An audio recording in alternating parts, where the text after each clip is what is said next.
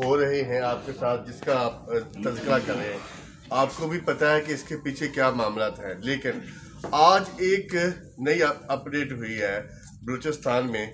जिस शख्स ने माना है कि मैंने पाक फ़ौज के जवानों को कत्ल किया, मैंने सिविलियन को कत्ल किए, उसको तो आज आम माफ़ी दे दी गई है।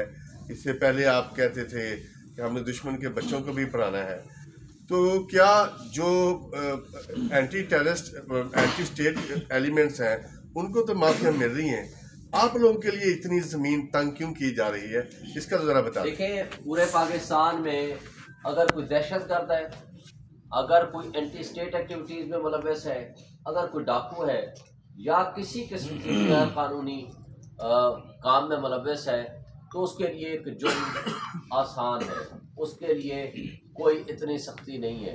दूसरी तरफ सिर्फ पीटीआई का वर्कर होना ही काफ़ी है, उसके खिलाफ पर्चे भी होंगे, उसके खिलाफ मुकदमात भी होंगे, उनको अगवा भी किया जाएगा और उनके खिलाफ तशद्दुद भी होगा, उनके घरों पे भी रेड होगा। और उस्मान डार के जो वालदा के साथ जो कुछ हुआ, उसके बच्चे के साथ जो कुछ हुआ, ये फस्तायत की, जबर की, जुल्म की बदतरीन मिसाल है, जो कि दूसरी मरतबा उसके घर में इस तरह रेड हो रहा है। और